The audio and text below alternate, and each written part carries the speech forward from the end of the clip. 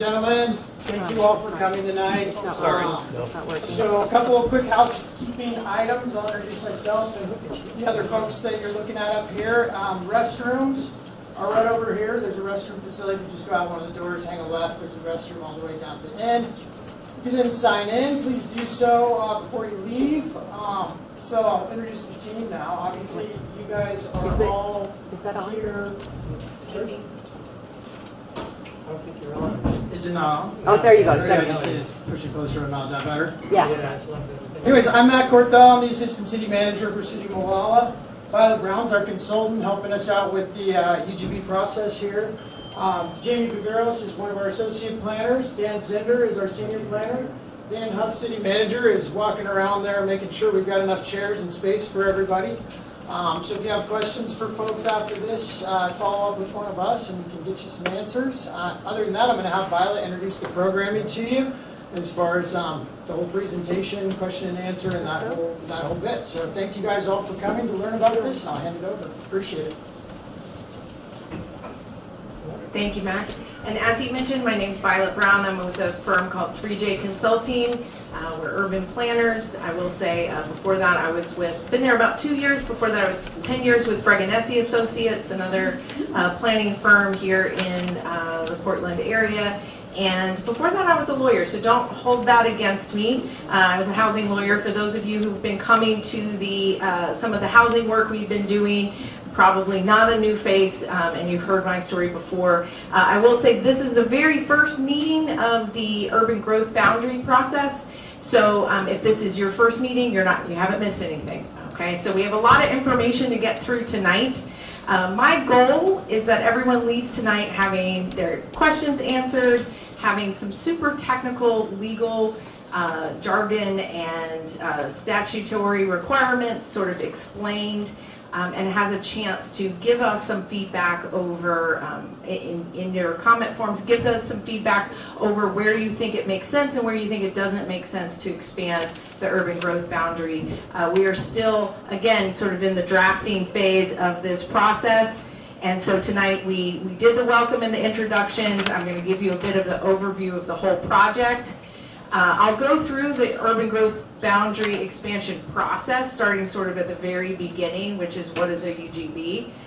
Then we'll go into kind of why is it being updated, and there's a lot of kind of background documents and reports and analysis that goes into kind of triggering that it's time to look at the UGB and see whether or not it's sufficient for the coming growth in the next 20 years.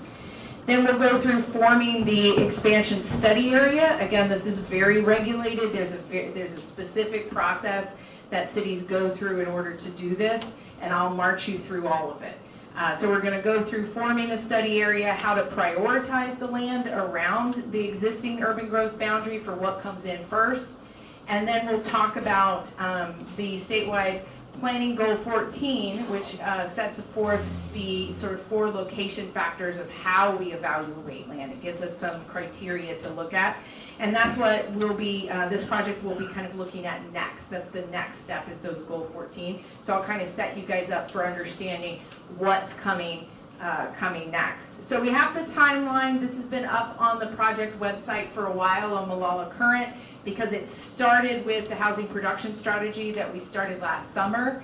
But now you'll see we're kind of moving into the urban growth boundary assessment and the urban growth boundary process of our project. And this is our public meeting on the UGB. The last public meeting in the fall was entirely on housing production. And again, this is our first one on UGB. We'll be talking to Planning Commission. We'll be talking to City Council. We have advisory committees, a technical advisory committee with various agencies involved to help us parse all of this kind of legal requirements and make sure we're doing everything correctly. We have a public advisory committee as well to help represent different community groups, and that they help us as we move forward with the project. So what is the urban growth boundary? I'll start with what it's not. It is not city limits.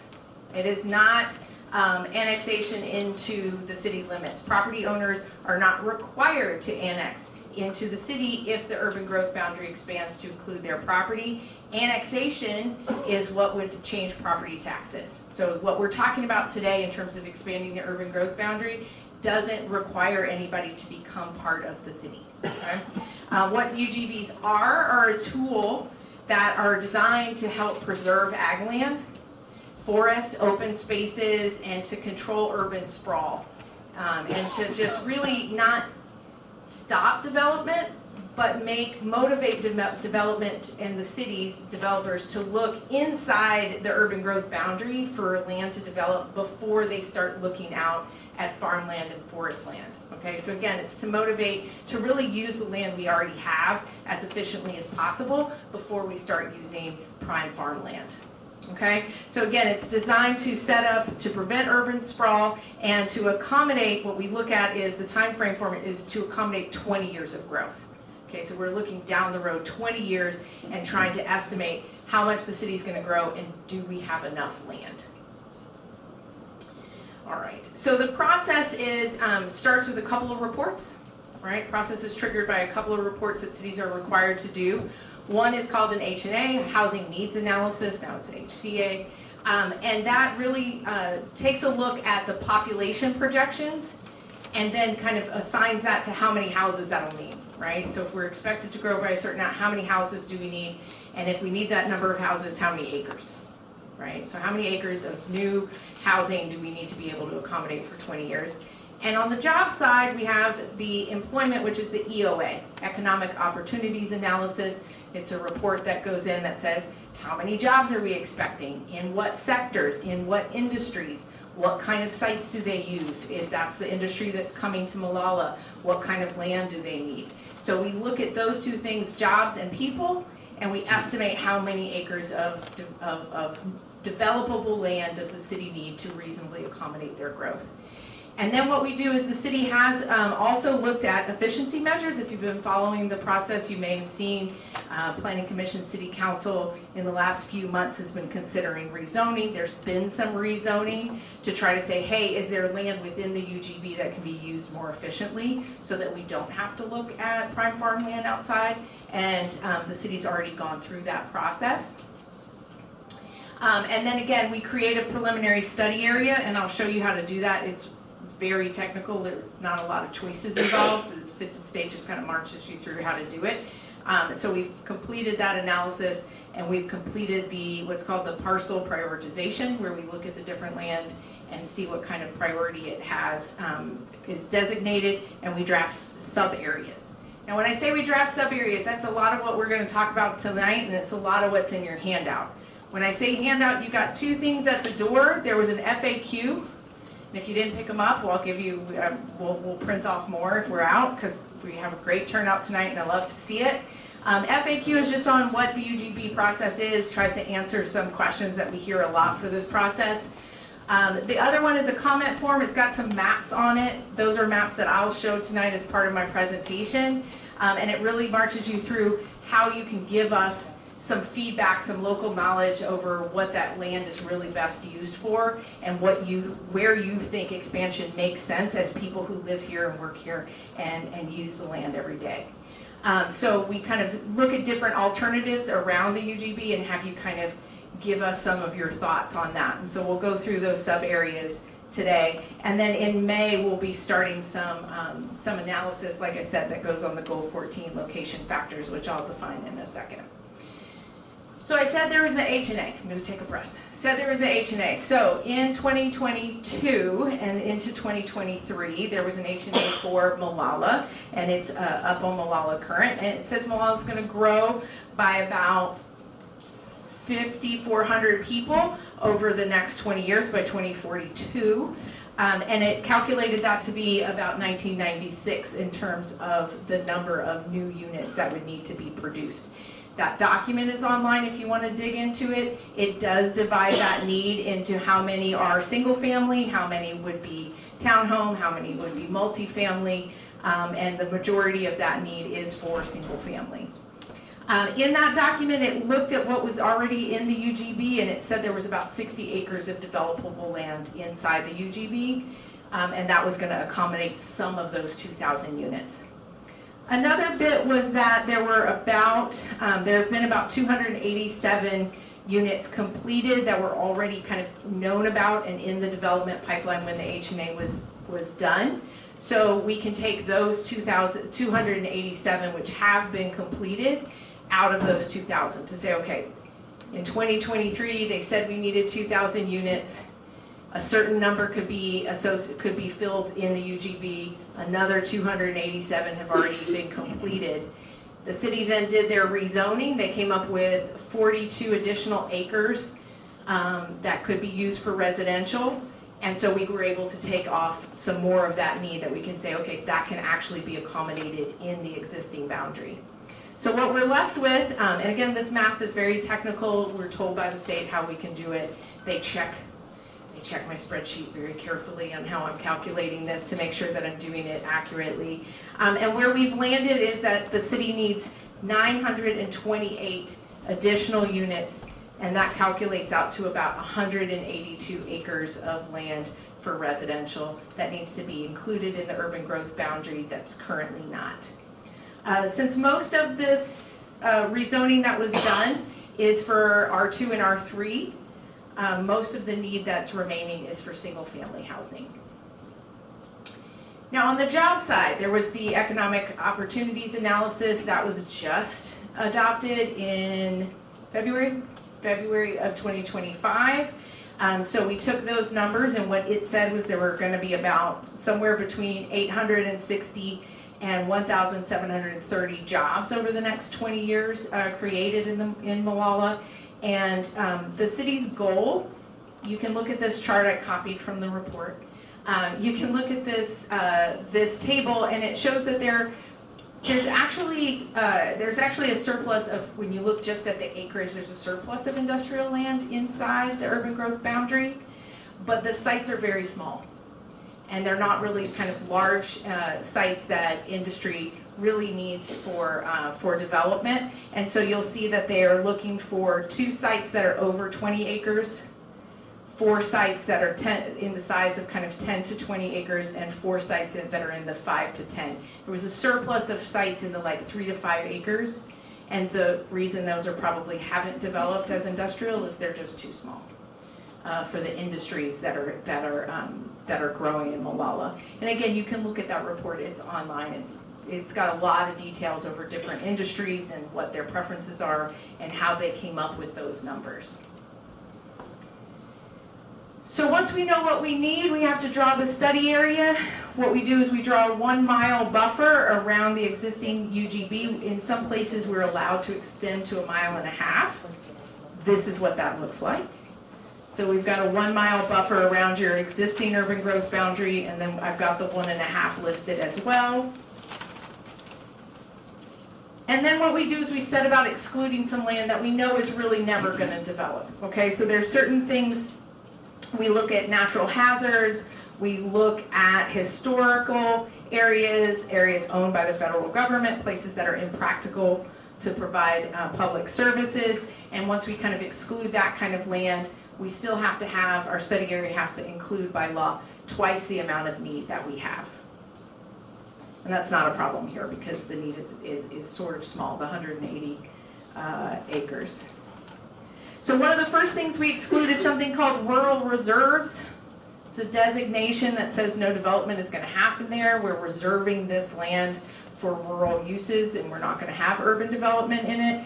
Molalla has a chunk of that to the north, and you can see that here in that sort of lime green. So that area is immediately taken out of the study area. We're not going to consider it for expansion. And there's only a few little corners where it actually touches the current urban growth boundary over there in the east. All right, so something else we look at, maybe you might think that this is obvious, but as lawyers, sometimes we have to write it down. We're not expanding into rivers, right? We can't develop into rivers, so we take out the Molalla River, we take out parts of Kaiser Creek, where we're like, this is really not practicable to develop here. All right, so then we map all of that. We take out high slopes. So here I've marked everything that's over 10% slope, everything that's over 25%. We also look at historic landmarks. I believe all of these are Century Farms, I believe.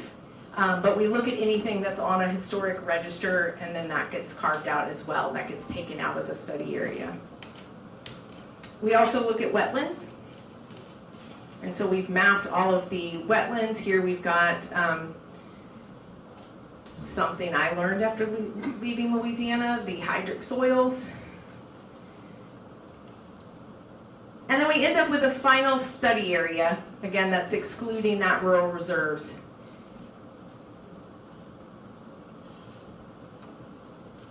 And then we start to prioritize within that study area. What are our priorities? So the state tells us there's, I'm actually going to work back from fourth priority. So fourth priority, that is your prime, unique soil, high value farmland, land of last resort for development, right? That is the land that we most want to protect. Fourth priority. Moving up from that, you've got third priority. Most of that is farmland, but it's not, for some reason or another, the soils are not considered that prime and unique. It hasn't gotten that category, so we're considering it third priority. So we would use that land before we went to the fourth. Second priority is called marginal lands. Molalla doesn't have any of those surrounding the existing urban growth boundary. And then first priority has exception lands. Okay, exception lands are lands that are outside of the UGB that currently do have urban uses on them. And they are the first priority. So they are, if UGB is going to be expanded, you got to go there first, right? Because there's already urban uses on there, and it's not that prime soil for farmland, right? And so then your first question is, do we have any of those? Yes. Okay. About 580 acres across the south is designated as exception land. So for this process, that's where we're going to have to look first. And we're going to have to exhaust that before we're able to look outside of it. Okay, and that's just legally speaking, that's just what's required. Okay? So where is it? Everything yellow is exception land. Everything green is listed as resource land. Okay, so you can see when I say 580, I'm talking about that big chunk across the south. There's a strip over to the, I won't say left, to the west, that is actually an airstrip, the land there. So that is exempt. We're not looking at that land because that's not likely. There's some statutes around things that are used as airfield being unlikely to develop. So we're not looking there. And the other exception land, you can see it's way out there on the edge. In fact, we've had to use that 1.5 mile buffer in order to capture it as part of our study area because it extends far out and it's not contiguous with the existing UGB. And we don't recommend looking and having like a pocket out there that's part of the UGB that's not touching the existing UGB. All right, so if I show you, this is the agricultural forest. These are county zoning. Oh, and I will say that exception designation is a county designation. The city hasn't designated that. That comes from the county. And so again, this shows that really everything that is not exception land, for the most part, is exclusive farm use. Now, I mentioned some soils. There's a huge list of definitions of what qualifies as high-value farmland. And even those of us who do this a lot don't know that by heart and still learn things that new every day about it. And so here's a long list of all the things that are taken into consideration when we look at what is first, second, third, fourth priority. And I have mapped those for you. One of them, you may have seen presence of grapes. We do look at high-value crops. So we map what crops are listed. That is something that I will be honest and transparent about.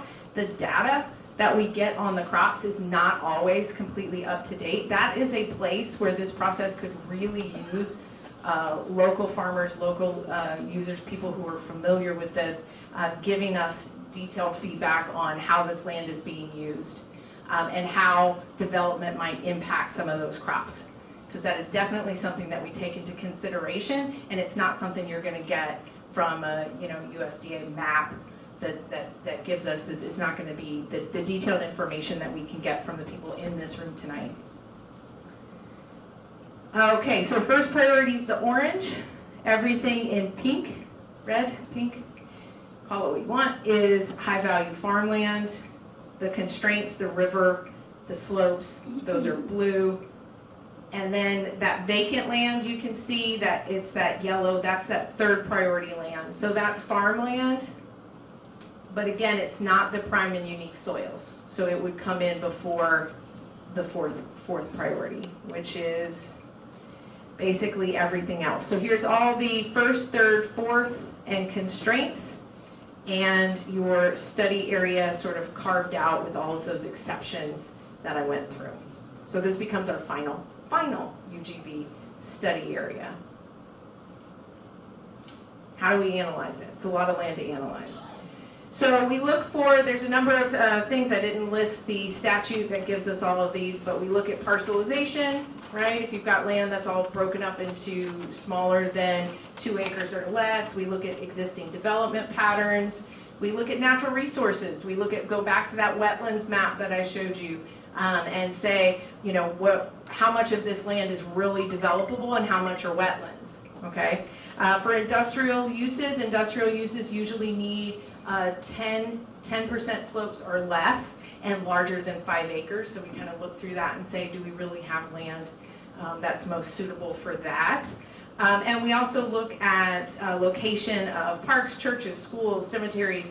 Anything that's like cemetery, we're going to carve out is not going to be developed, but we also want to make sure that we're expanding in a place that just makes sense to the community, that is sort of a natural extension where people have access to existing schools and other public facilities.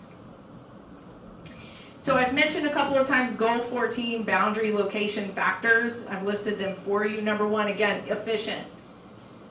So we're going to look at all this land and say, where is it most efficient for the city to expand in terms of accommodating the land need, okay?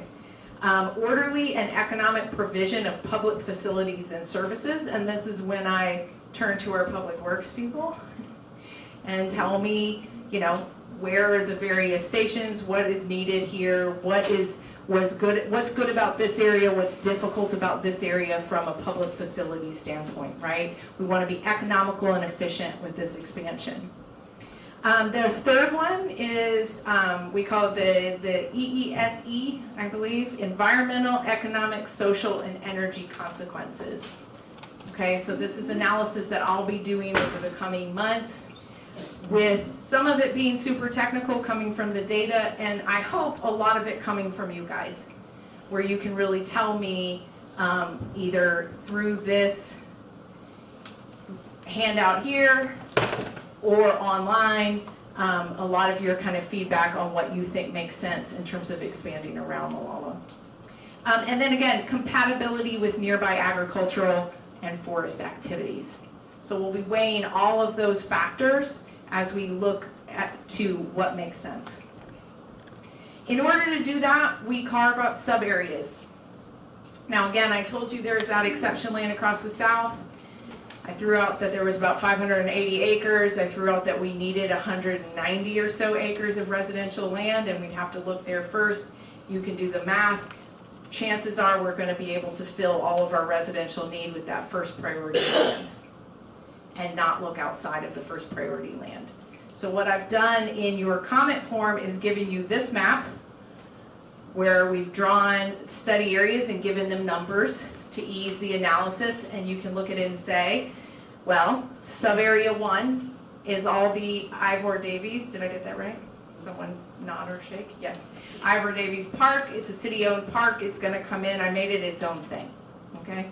So when we do the analysis, we'll say, what is sub-area 1? This is how it's being used. Does it make sense to come in?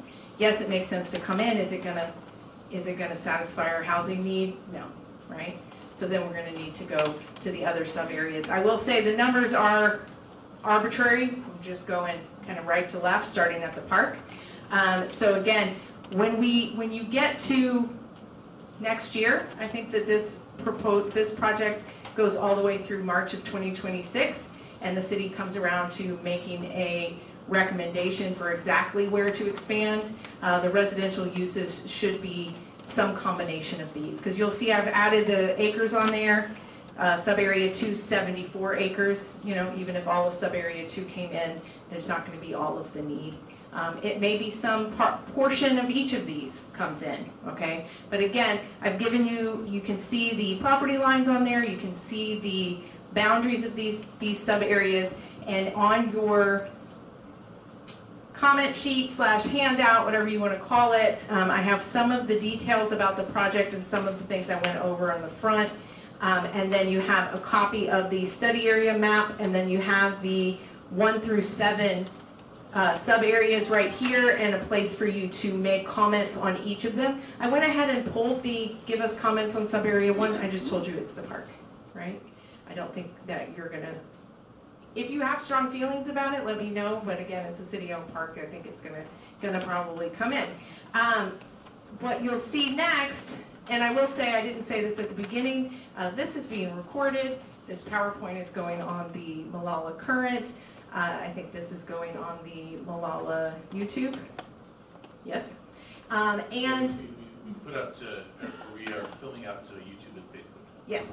And this handout has an online version where you can either write on it and turn it in tonight, and I'll take it home with me, or there is a online, there's a link on the back of it. It has a QR code that'll take you to the online version that is identical. So any comment that somebody can make today here in person on the comment form about any particular property, they'd be allowed to make online. So that was mainly looking at the residential need and the first priority land. The other thing we mentioned that we want to accommodate is some of those larger lot industrial. And so we have mapped the parcels by developable acres and developable for industrial, like I said, which means less than 10% slopes. And so this is a map of all of the study area and all of the parcels by size. And so what we did is we drew additional sub areas going all the way around the UGB to say, if we cannot accommodate, we know we can accommodate the residential need in areas 1 through 7, just the acre, the numbers indicate that we can. If we cannot get large enough parcels, which if I go back, you can see we might not, right?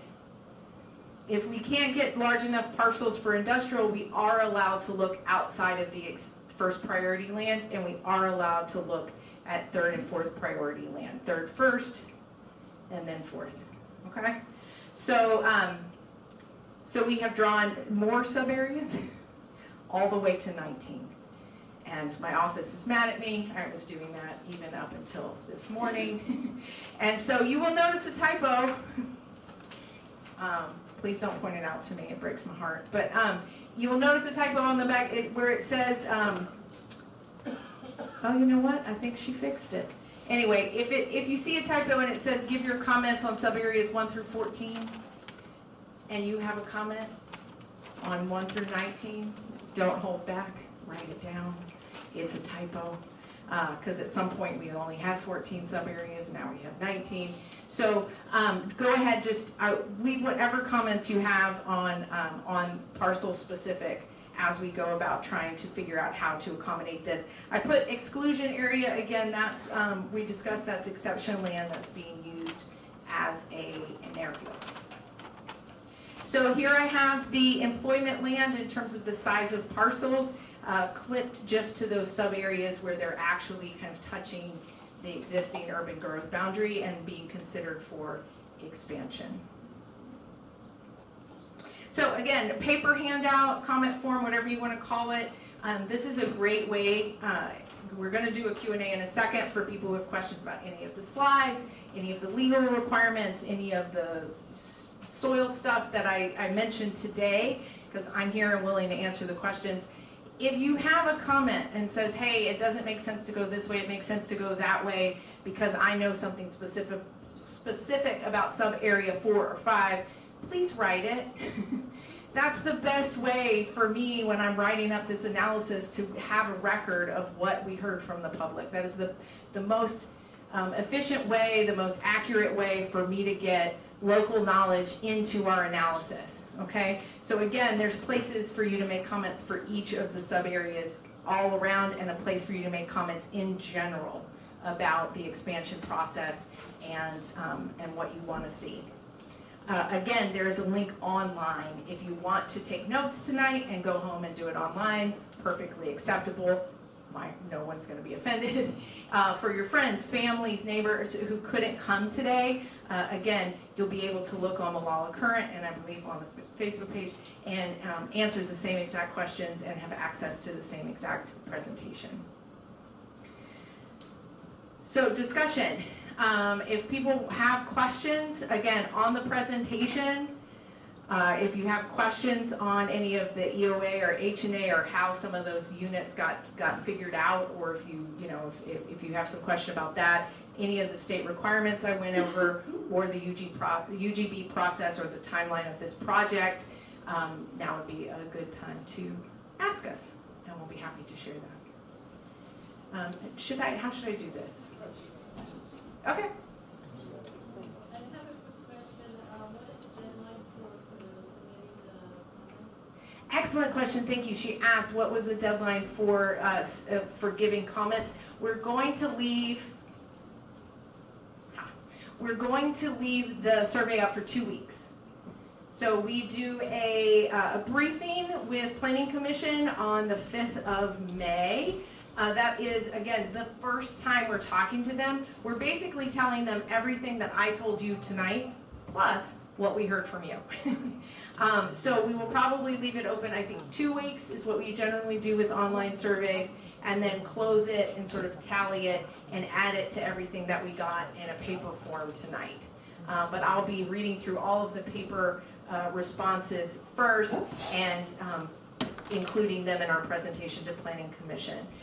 We're going to Planning Commission and City Council in May, again, as a first time talking work session briefing, not a public hearing, not a decision, just laying out all this information to them as well. And then we go back to our committees.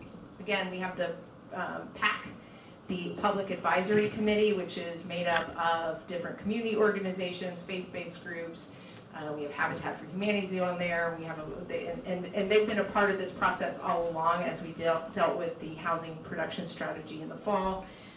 They will be looking at this in May, and we'll start to give them some of that preliminary location analysis where we say, okay, sub-area 1, here are their 4 factors, here how it kind of measures up against other areas based on those 4 factors, and we start to get into kind of weighing the alternatives through these sub-areas. And we're going to talk to our committees, both the public committee and the technical committee in May.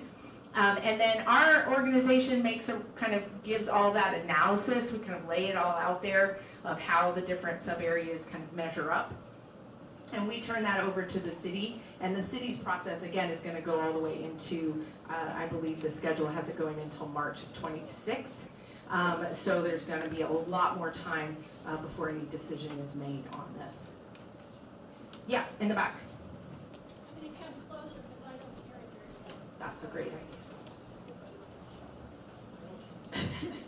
Hi, I'm Nancy Phillips, and I live on Eves Road. I am trying to read this, but I cannot find road names or anything like that. That is excellent, and I forgot.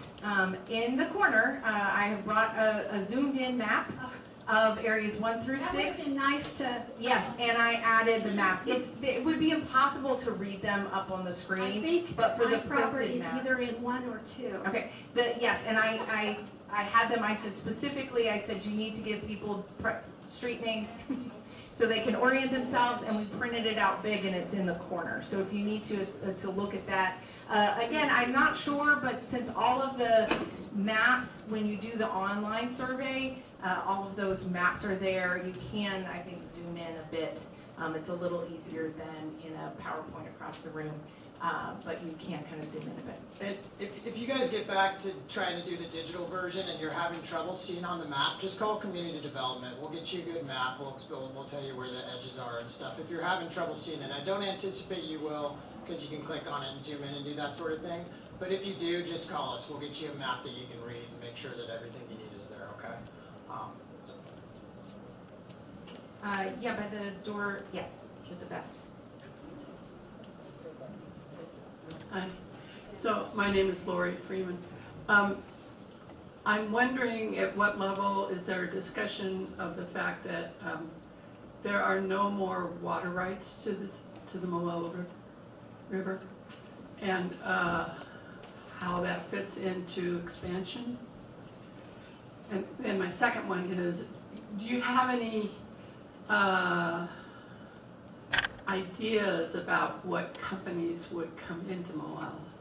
Have you gotten any, how's that conversation?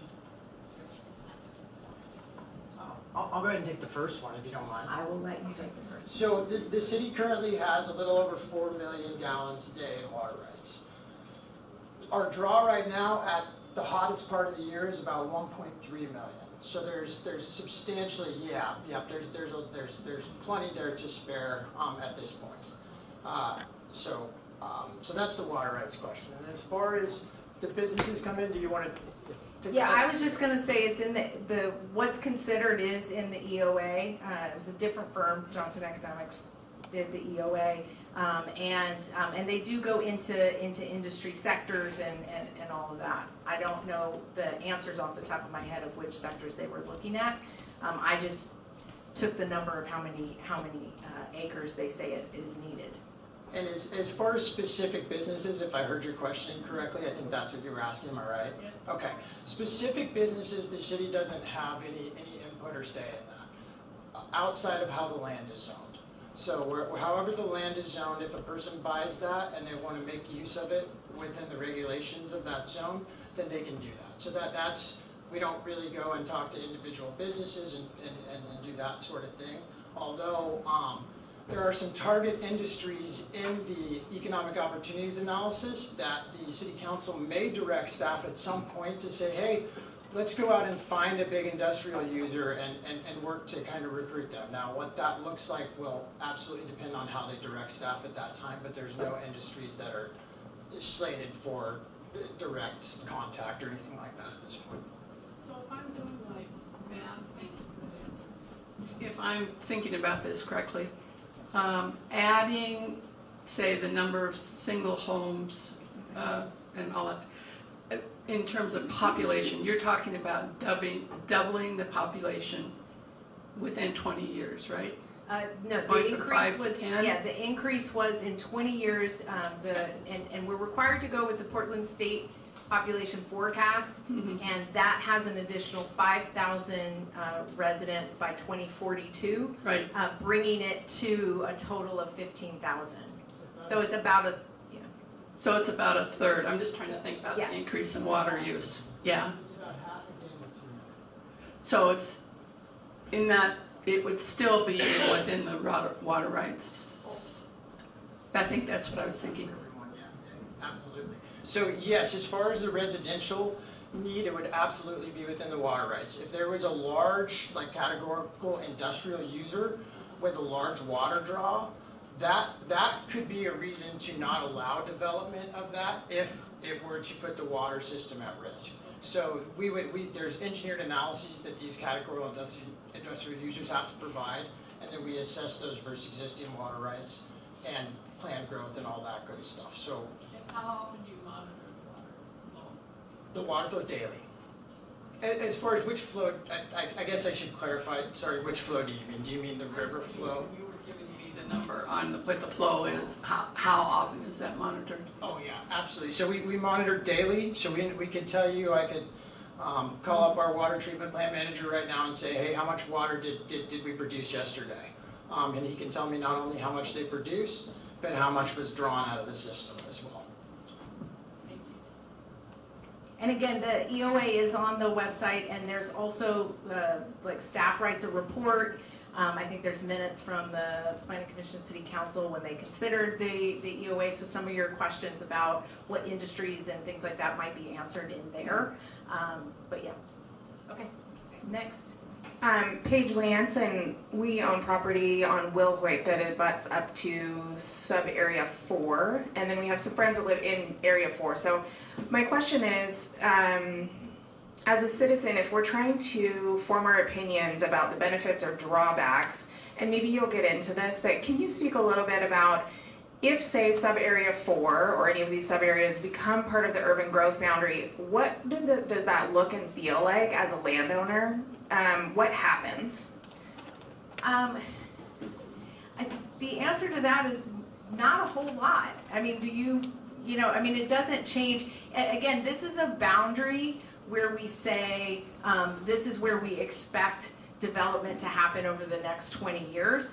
If you're not looking to sell your property or not looking to become part of the city limit, there's no requirement for you. And again, I try to preempt, the question we get mostly is this going to increase my taxes? And again, no, that happens if you become part of the city and you get annexed into the city, but you're not required to get annexed into the city, and you're not required to provide your land for development or do anything with your land that you're not already doing. Again, this is about drawing a boundary around and saying, this is land that we're going to kind of like actively protect against development, and this is land where we're going to allow people to do development if they want. So it would kind of allow you, if you wanted to sell your property, it would be part of the UGB and it would be available for development that maybe today it's not. Okay, thank you, that makes sense. So just a follow-up question. So say sub-area 4 becomes part of urban growth, the UGB, and those would be my neighbors, and they say, okay, I want to put my land up for sale. It can be developed. At what point is there decisions made about what can be developed in these sub-areas or zoned? So when the big circle, I call it the big circle and the little circle, right? The little circle is the city limits, the big circle is the UGB. When we have that big circle, in between the little one and the big one, right, there's something called an UGMA. It's an Urban Growth Management Agreement that the city has with the county. The city of Molalla's UGMA doesn't do anything. That's the short and sweet of it. It really doesn't do much of anything at all, really nothing. Some cities and their UGMA with their counties make it so that the county, if you want to go develop under county rules, that they've kind of restricted that to a level to make sure that it's leaning towards that urban growth. We don't have that here. Our UGMA is just saying, hey, we recognize that you guys have an urban growth boundary, and that's really pretty much it, unless I'm missing something in there, Mr. Sender. Just some stuff with how we notice each other and talk to each other. Yeah. Yeah. Oh, absolutely. Yes. So if and when your property were to come in, thank you, Kelly. That's a perfect segue. I won't say who you are. I'm just kidding. This is our DLCD representative, and she's been a planner for many years. Was in Oregon City, and is here to help out. And so, anyways, what happens is after that expansion would happen, then we go in and we master plan everything. Kind of like there's a transportation master plan, a water master plan, a wastewater master plan that applies to the entire city limits right now, so that we can manage growth appropriately and make sure we don't do things like run out of water. And so that process starts immediately after the urban growth boundary. Probably take a period of several years, because there's there's 6 kind of type of plans that are, for infrastructure and that sort of thing. So we have to go in, do all the planning for that area, do all that good stuff, and at the same time, that would determine the zoning, the comprehensive plan zoning. Does it change your zoning at the time? Should you annex in, that tells you what you annex in as. So if you said, hey, I'm going to go ahead and annex my property in because I've got 20 acres and the comprehensive plan now says that we're going to be zoned residential when we move in, and I want to, bring my land in and sell it and develop it, or whatever you want to do, right? So that's the point at which you would know how is the zoning going to work here on this land if I were to bring it in. And you collect, last question, you collect citizen feedback on that type of zoning before it gets decided? All of this process, yes, absolutely, and that's kind of the feedback that she was talking about. Do you want to go a little further? Well, I was just going to say, I know that the city is applying for a grant now to do concept level planning for any land that comes in. So again, if you followed, it would be similar to this process. Notice would go out, we're having a public meeting, someone's going to come in with a map, they're going to tell you the whole process, they're going to have a chance for you to provide feedback. We also provided notice for mailers to people who are in these in these areas. We tried to do, I think my advice was when in doubt, notice. Again, it's the lawyer and we can't help it. So we wanted to just, because honestly, we want to get as many of you here as possible, and I want to applaud so many members of the community coming out tonight to be a part of the process. It's really great. It really helps us. Again, my goal is that we leave and your questions about the process are answered, and you've had a chance to give us some of your local knowledge that we can use in our analysis and make sure that we're talking about your land appropriately. So yeah, there will be, and then I think even when, say your neighbor is going to develop, there's a notice requirement to the neighbors, and there's a chance to come in and talk to planning commission and city council before, permits get authorized and things like that. So again, there's a lot of steps to each of it. So I didn't mean to be kind of like flippant about it when I said not much changes, but again, it's like changing that boundary. It's a big deal because, again, UGBs are pretty unique. I'm from Louisiana. We don't have them. We have a lot of sprawl. And so, it's a big deal, but it doesn't necessarily change. Like, it doesn't flip a switch for property owners who weren't in it and now are. But it does mean you might have your neighbors doing something that they maybe weren't allowed to do before with their land, or you might be able to do something with your land that you weren't allowed to do before. But if you're not looking to do any of that, it doesn't necessarily change much. Yeah. If I can add a little bit. Yeah, go ahead, Dan. Well, to somewhat directly answer the question, the housing needs analysis and economic opportunities analysis. The housing needs analysis gave us a unit count of how many more units we would need for each zoning type, right? So just to give some sense, the majority of the housing that we need left for the residential uses, so if it is comprehensively zoned as residential, would likely be our R1, our lowest density residential. Yeah, and by mostly you mean like 95%. It's like 95%. Yeah, so I will say, not to cut you off, Dan, I hope I wasn't, but to piggyback on what he's saying, the H&A, I took it out of my presentation because there's just so many details, but the H&A does go into single family townhome, and I believe it's 55% single family is of those 2,000 units, the 1,996 units, I think 55% are for single family. But like I said, because the rezoning that city staff did last month, they were able to find more acres within the UGB for higher density, and then that left really most of those 900 units, since we now have accommodated almost 1,000 units of the 2,000 we needed. 95% of the need that's left is for single family homes. And not also for density. Since the H&A was adopted, some people may have taken note of this, but a number of multifamily residential projects were completed, and those actually counted towards the number of units that we needed then. Right, yeah, so all that, what's left is all R1, and it's of the 190, I think it's like 175 is single family, and 20 something units is for R2. So there wouldn't be, yes, go ahead.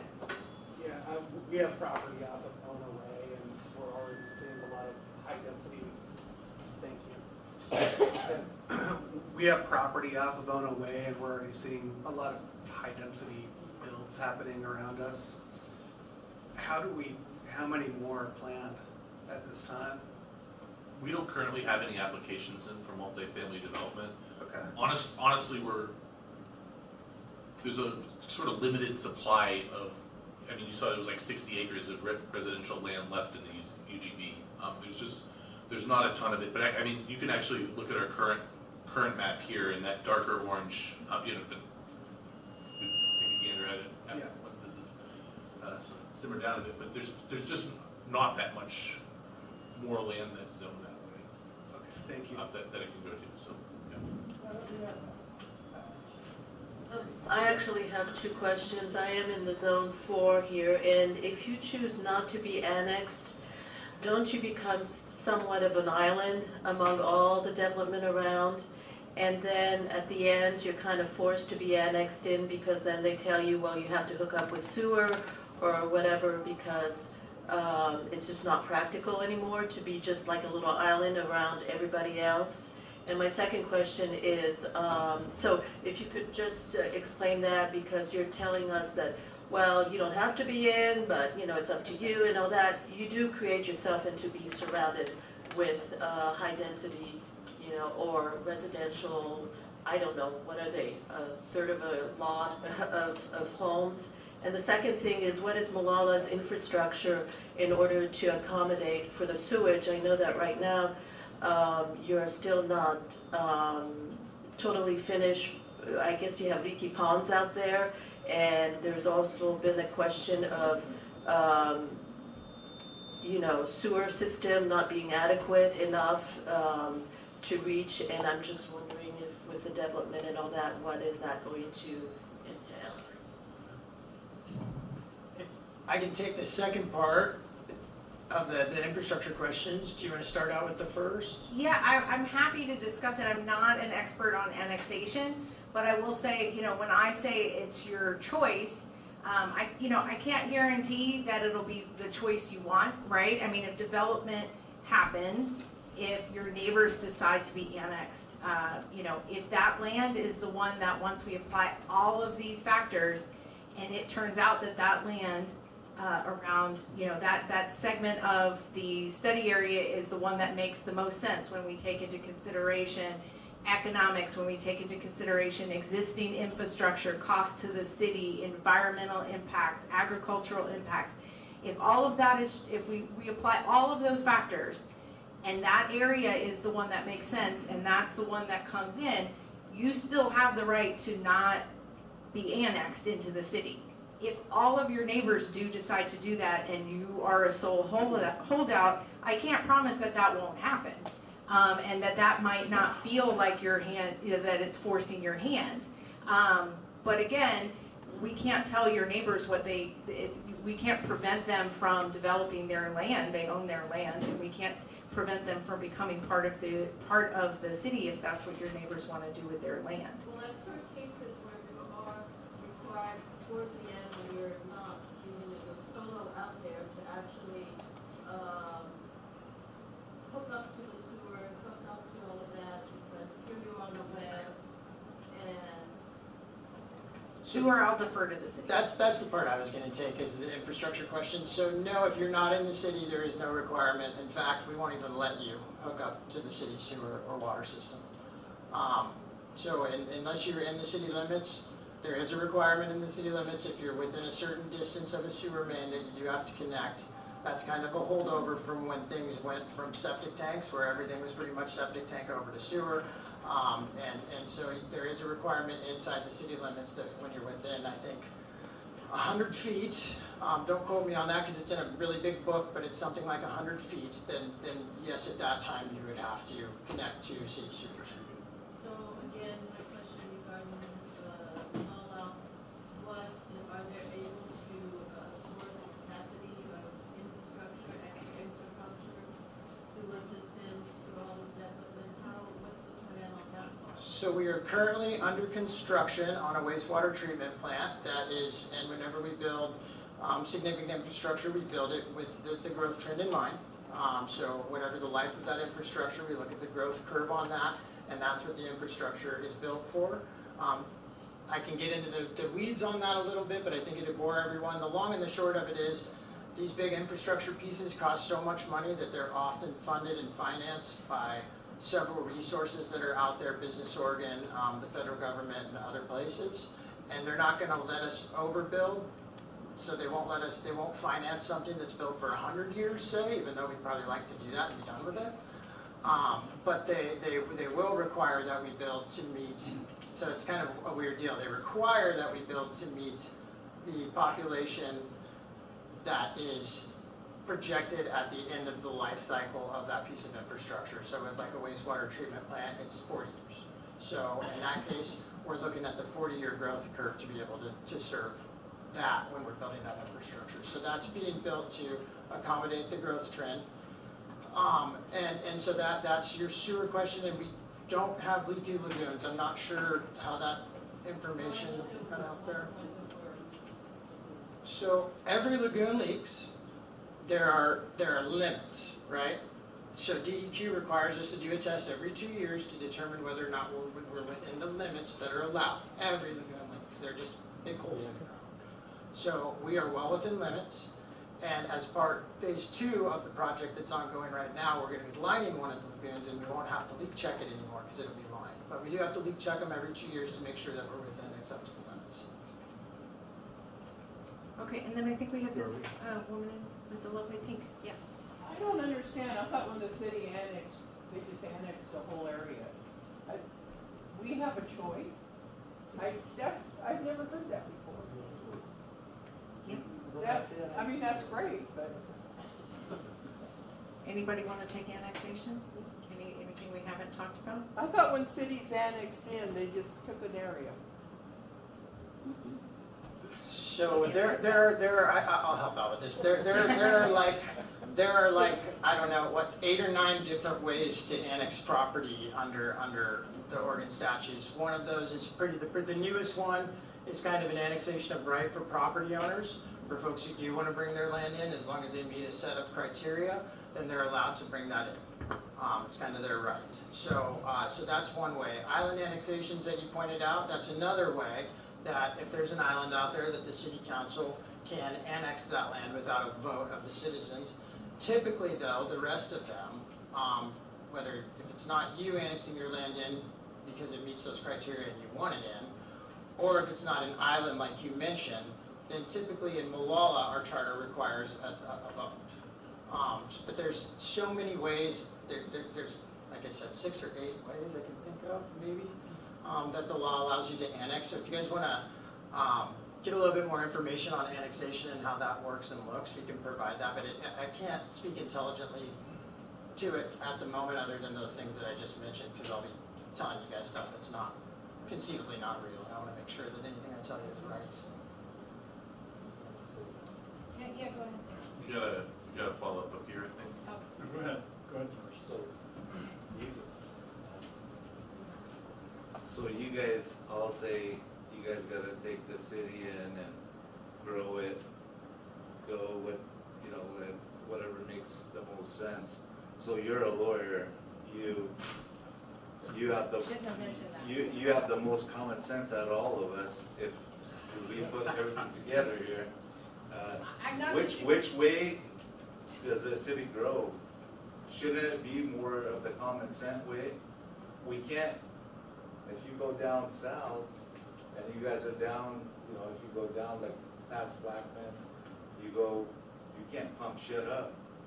It's gonna cost a lot of money. So, what do you guys, I've been in this like for the last 20 years, that's why I'm asking questions. You guys always say like, okay, we should expand this way, we should go this. What's the most common sense way to do it, and let's push it that way?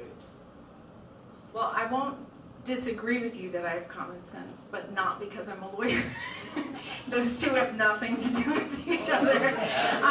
But I will say, what's the best right, but I will say, right. Our right. tax dollars, because every time we turn around, we have to pay extra for property taxes that are going up, new police station. Here we're gonna do, it's new sewer system, hope we're gonna get another $200-300 a year for our property taxes.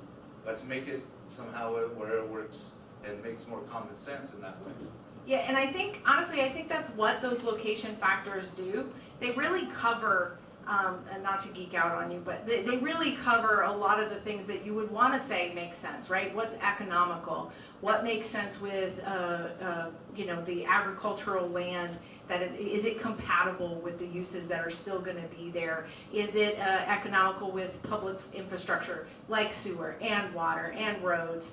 So all that stuff. But again, it isn't for me to come in and just tell you, hey, look, let's draw it right here. That's what makes the most sense. Because what we need is for people like you and everyone in this room to tell us, to look at those sub areas and tell us what you think in terms of like if that developed, right? Is that an area that has congestion on roads? Is that an area where you feel like, hey, they're always moving farm equipment? Or I own a farm there. I had farmers in another project I worked on who said, hey, we're moving big equipment. We have to go down this road. It's really not conducive to residential development right up against near our farm. Or we've had a lot of problem with trespassing of people onto our crops, and that's a problem with our our organic license. People could get hurt if they don't know, what to do when they, or how to interact with the plants they're growing and things like that. And so again, that information is really coming from you, because I can tell you, Mac and I can sit down and talk about sewer and water and pipes and usage and all that, but a lot of this stuff is really going to be looking at the feedback that we get from the community about how the streets, like I'm from Louisiana, and I'll tell you, I worked on a project in Louisiana, and I could tell them, hey, this street right here, every time it rains, that floods, right? So again, you don't know that looking at, state maps or federal maps. You know that because you live there and you try to commute to work. So that kind of information about these sub areas, really digging into that context, is going to help us flesh out and land. My hope is when we're done with all of that, we land on something and everybody in this room goes, yeah, that's the common sense answer. Okay? You have one more thing you wanted to say. Yeah, but just don't be like ODOT, until somebody dies at an intersection, then they put a stop there. I can promise you we wake up every morning trying not to be like ODOT. Sorry for any ODOT people here, you're great. I think we've got three more in the back with the glasses here. I know this is just early in the process, and probably most people here are here because they're concerned about how it's going to affect them personally and with properties and so forth. And we're no different. It looks like Site 9 is zoned for prime. Yeah, it could be industrial. I'm just because of the size of the acreage, assuming that it was zoned and that the owners. I guess my question is, this is a long process, but let's just say things got zoned and everything was moving forward like, without any real hitches. And let's just say that got zoned and it was approved and we have a big outfit come in and they want to build a big industrial park out there. Do you have any idea what the timeline from right now would be before that could happen? I mean, that might be terribly tough. I'll let the city take that. It's certainly theoretical, but I think I can give you a legitimate response. So first of all, one, and I just want to make sure that this isn't lost. I know you were accounting for this, but one, it would depend on how that was comp plan zoned. It would have to be comp plan zone industrial in order for an industrial outfit to go. So that's the first thing. But you're saying, hey, assuming that happens and everything else, so we're looking at hopefully a March 26th adoption. We'll say everything should be tidied up by late April or early May with the stuff we have to do afterward. And then at that point we start that master planning process. However, if someone wanted to come in on a piece of land there, we could allow them to complete the master planning process on their own and submit that to us, which would take probably about a year for them to get through the entire set of master plans that they would have to do, because they have to do water, sewer, storm, streets, and the whole nine, right? So that would take them easy a year if they had everyone in the hopper ready to go. And then the land use process is going to take another 6 months minimum. Again, that's if they're just flying. And then at that point, construction, depending on if it's a significant industrial development, I mean, you'd start seeing construction, but I would imagine with infrastructure and all that sort of stuff, you're probably looking at another year. So you're probably talking like, if someone was just itching right now and they had all the money in the world just to throw at it, it could probably be about 2.5 to 3 years from the UGB expansion. Well, I ask that strictly from a selfish point of view because we do live out there and we enjoy the peace and quiet and the view, and the trade-off to be looking at the backside of a big warehouse or something would be great. So, we've got some, that may never happen, but I just yeah, no, it's good to get ahead of it. Absolutely. I'm going to let her keep calling. Oh, okay. I see a blue sleeve going up. Yes, right on the aisle.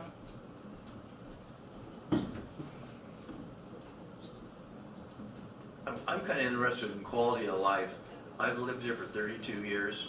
I wouldn't doubt this other people that have lived there longer. And that I've noticed 213 used to be able to even pass a car once in a while, make it worth your while. If we're going to increase the population by these large numbers, are they going to pay for for a freeway to Portland? I don't want to kind of compare us to California, but here we go. Is there a law that says we have to expand? Has anybody in the city voted on an expansion thing? I come to this meeting and it sounds like we have people telling us, here's what's going to happen. Nobody ever said, hey, I want this to happen, did they, besides city officials or developers? The costs. I got a tax increase for schools. I don't even have kids and I'm too old to go. And that we got a new jail or cop shop or whatever you want to call it. And that costs money. The water thing, well, I guess water's free, huh? And then with the sewer, we know that's costing money.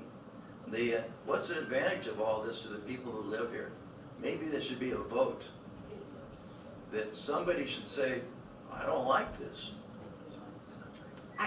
I'll jump in on this one because I'll be honest, it's not something that we haven't heard, right? I go to, as a consultant who does urban planning, whether it's a UGB expansion or a comprehensive plan or a neighborhood plan, when I go out and I show people a slide that says, hey, this is how your city's expected to grow or your region is expected to grow, you hear from people and they say, but we don't want that, right? Nobody's asked us, we haven't had a chance to vote on this.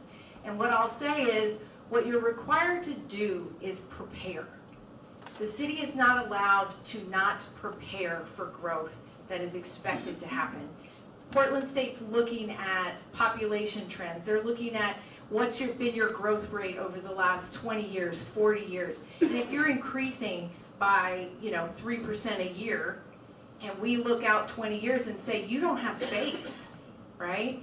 Now, nobody is saying that people have to move here. Nobody is forcing anyone to develop. But we're forcing, what the state forces is that you prepare. You cannot be blindsided by this and just do it sort of willy-nilly and let it just sort of happen in a way that where we're not able to sit back and look at where is our prime and unique farmland.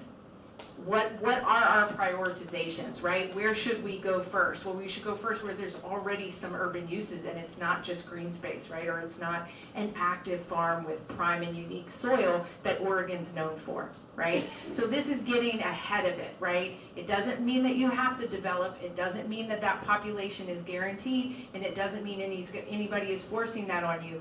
What we're telling you is that's what's expected to happen. Right, like a weather report. That's what's expected to happen, and you're required to prepare. So, and just to add a little bit more to violence response, there is a rule that requires us to have a 20-year land supply based on our population trend. It's in the OARs, and I don't know it off the top of my head, but yeah, there is a law, and that's why we're doing it. As far as Mollalla's UGB hasn't expanded, I think, in about 41 years. So we're way behind on that, but yeah. So there is a rule that we have to do this work. And I think you had one more question. Oh, it was about who pays for stuff. 213, et cetera, et cetera. So there's something out there called system development charges, and I'm sure anyone who's developed has heard of those and maybe isn't even a fan of them. But system development charges, they come in two forms. They come in improvement and reimbursement. So all the pipes that the citizens of this town have already paid to put in the ground, when you developed with your rates, all that good stuff. When folks come in, they use some percentage of that capacity, right? That capacity turns into a reimbursement fee. They have to reimburse the citizens of this community for that. That money can only be spent on that infrastructure system that was reimbursed for. Improvement goes off of the master plans and the capital planning document that's inside of that. And it says, hey, this is what we need in order to meet the 20-year growth curve as far as managed growth and infrastructure. From that, you derive, there's a whole algorithm and stuff that happens. But at the end of the day, there's an improvement fee that's charged for each system as well, depending on how your development impacts that. So there is some recoup of that, and they do provide some remuneration towards expanding and updating infrastructure, if that helps. Yeah, I'll also add, I'd like you to just think as well, Portland State, when they do the population forecast, they're looking at death rates and they're looking at birth rates This isn't, it's not like all of a sudden 5,000 people come down the highway with their suitcases and move into your neighborhood who didn't live here before. Sometimes we're talking about making sure that Molalla is a place that when your kids grow up, they can buy a house in Molalla and stay in Molalla if that's something that they want to do, that they're not priced out because land is so scarce and there's so few houses that they're so expensive. So again, it's making space for the growth that's happening in Molalla. Some of that's growth that's happening with families that are here. And some of that obviously will be people moving. But again, they're looking at death rates, they're looking at birth rates, and some trends, and they're expecting that there will be more people, that the city will be more people. Some of that is because of lower death rates. Yeah, in the back, I've got a number of comments. You've been very patient. I got clarity on, like, her question, you can be in an island. You don't have to develop. Now, I haven't seen it here, but my concern is, I'm going to use her as an example. The way the counties have worked in other places that I've been, my family members, so forth, is, okay, you don't have to do it. What reassurance do you give us that you're not going to say, well, your septic failed, we're not going to give you a permit? Or you have a dividable piece and you want to take your heir, build a house for them because it's legal, we're not going to give you the permit. We really want to chop this up into smaller blocks. What assurance you're saying we have control, but yet telling us one thing and then getting the permits? There's ways that the counties avoid following through with what you're assuring. And that by way of permits or, hook up. We're not going to give you a septic permit. That's just one example, Right. but. Now, again, we don't have a representative from the county here tonight. What we have, although this is done in connection with the county, but I will say, what I've got in my slide is based on what Mac was saying in the Molalla charter. The common ways for annexation to happen are because property owners have applied, right? Or because we've sought it and taken a vote, right? So those are the common ways. I'm not giving an assurance on what the county might do on a permit in 5 to 10 years. For people who don't apply. Happens, hypothetically, septic or water, their well breaks, then they don't issue a permit for the well or the septic. They more or less force them just because of the surrounding area.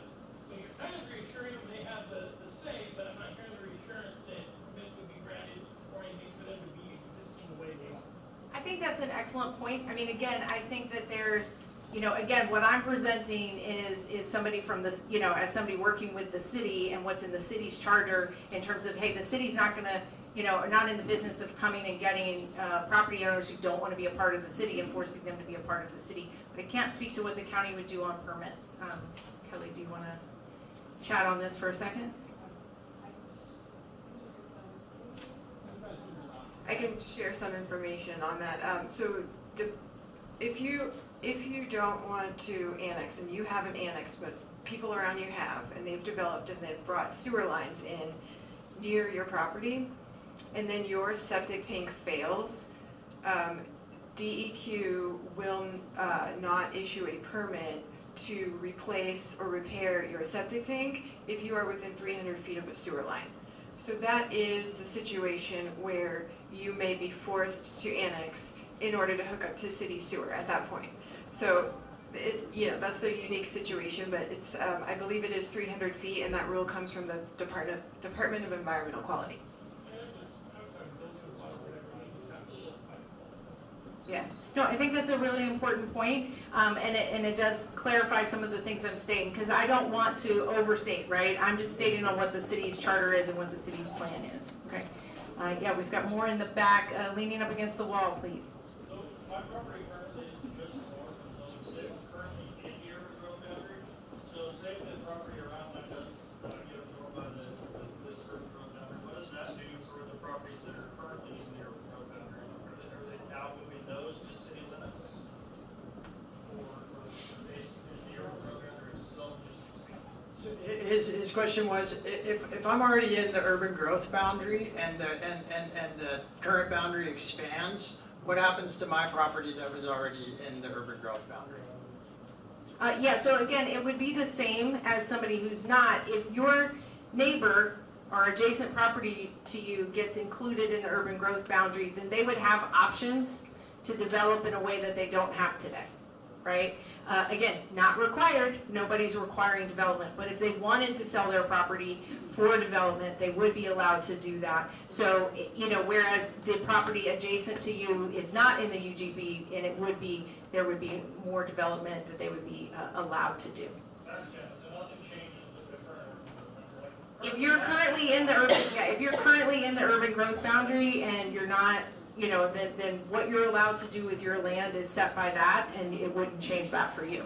It changes it for your neighbors. The city limits will only change by annexation, so. Correct, but you're saying that by the vote of the council, they can choose where they annex, correct? They do that now. Correct. So my fence line is currently city limits, so what are the odds they say, we want you annexed in? I don't want annexed in.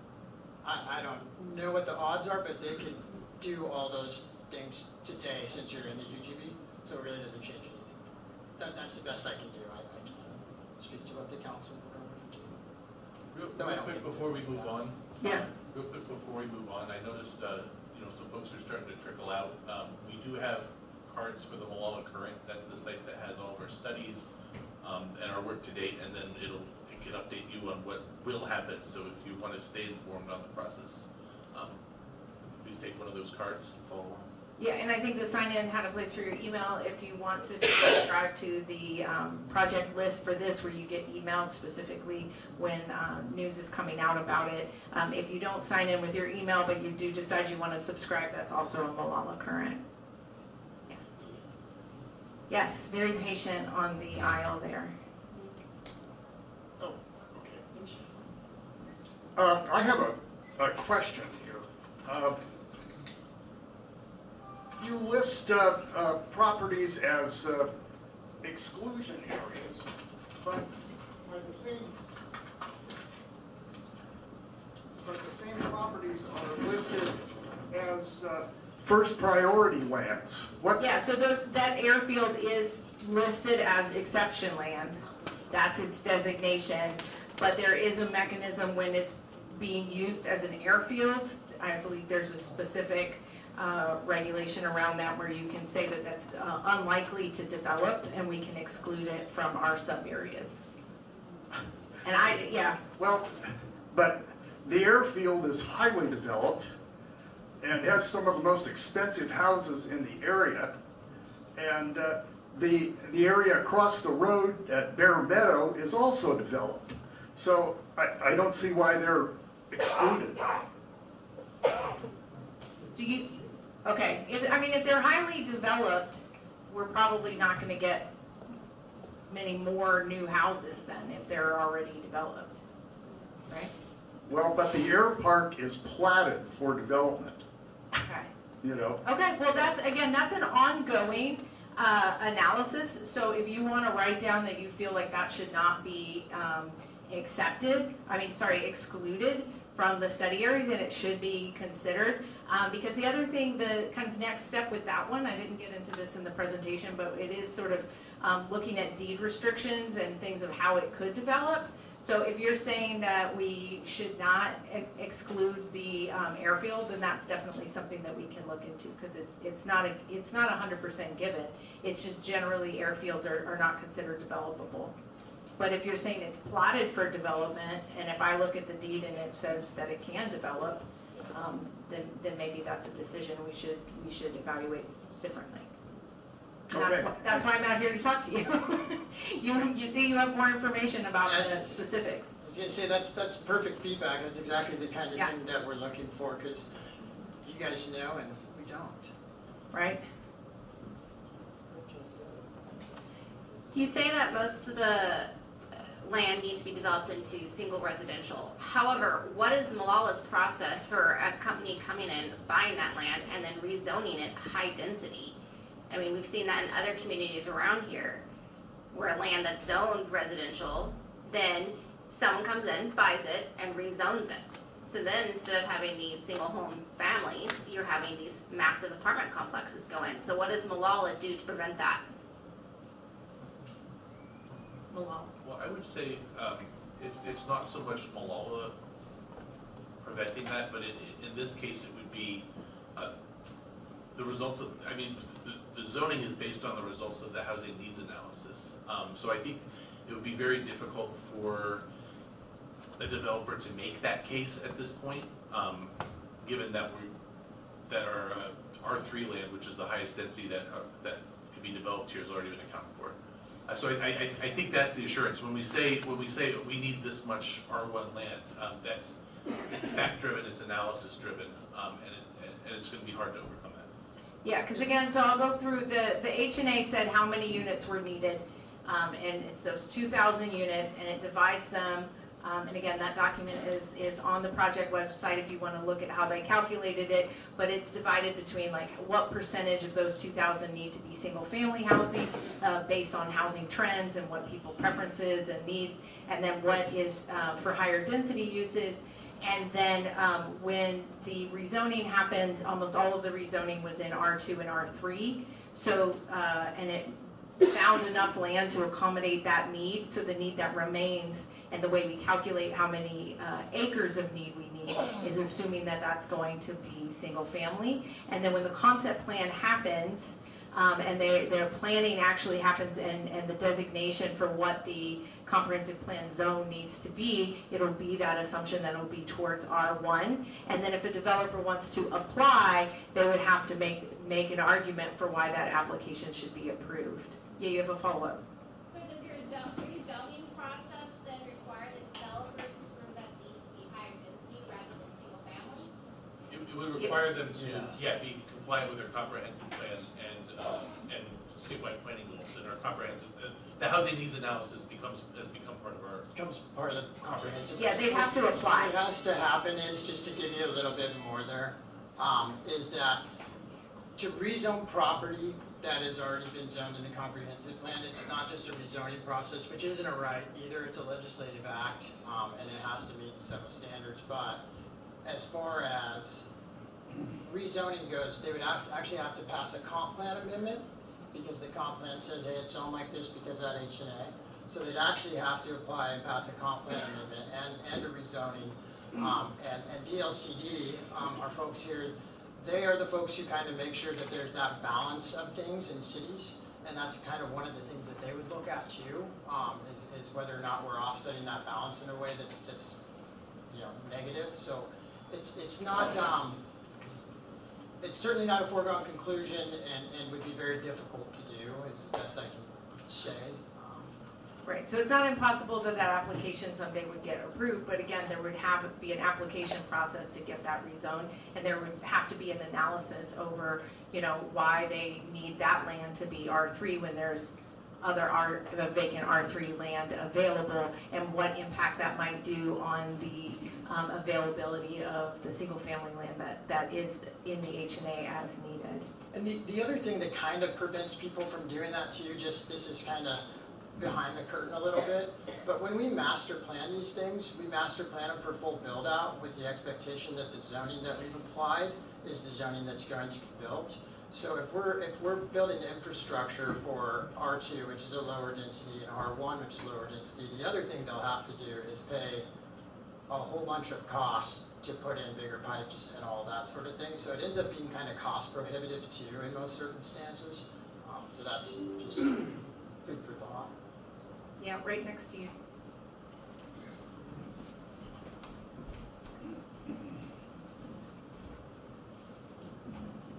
For single-family homes, how many houses per acre are projected?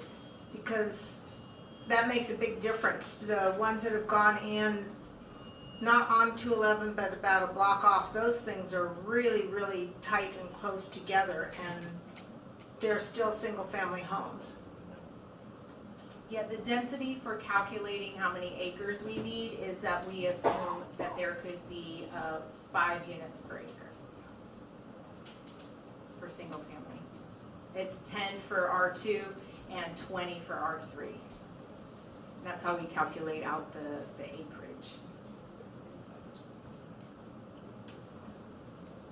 Yeah, that got us some more questions. I don't know who was first. Yeah, it's an annex question. So if you currently have a property on the urban growth boundary line and the city limits line, would you be able to annex it before the growth boundary extension? Are you inside the Directly on it? Directly, like property line touches both the city limits and the growth boundary point? But your property's not in it, it's on, it's.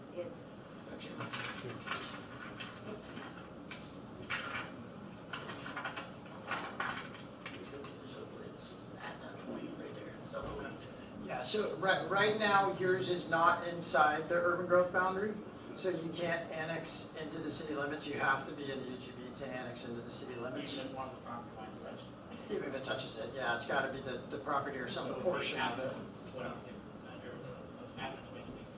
Assuming that's one of the areas that it's expanded into.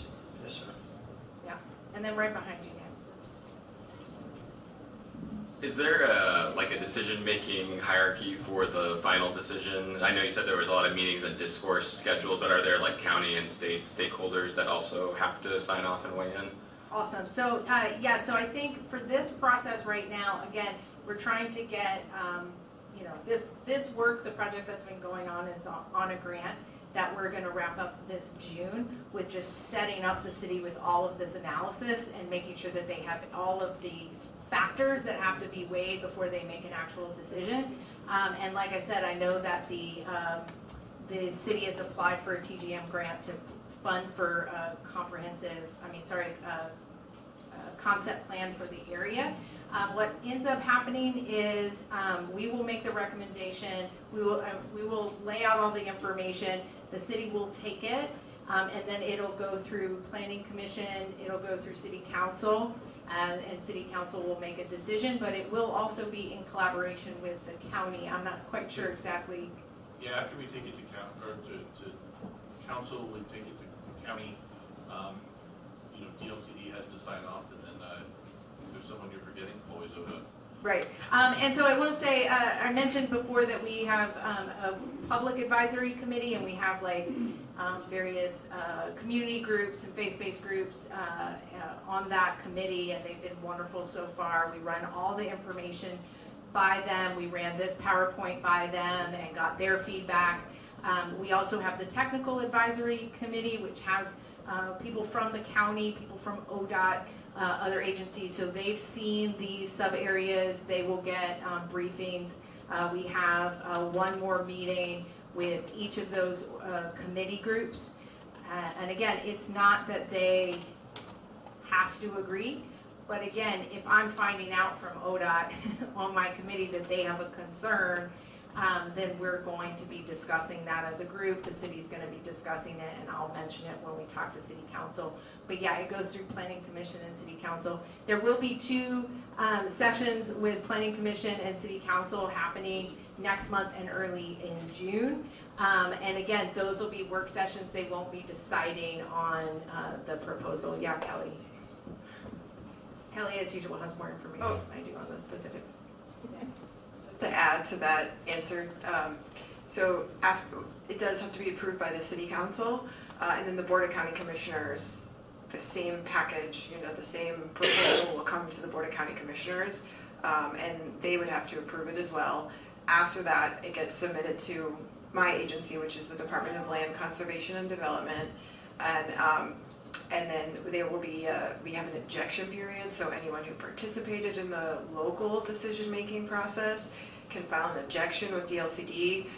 Then if we receive objections, we take that into consideration when we do our review. So we review the entire decision to ensure that it conforms to all the statewide planning rules and statutes and statewide planning goals. So that's the ultimate process. Yeah.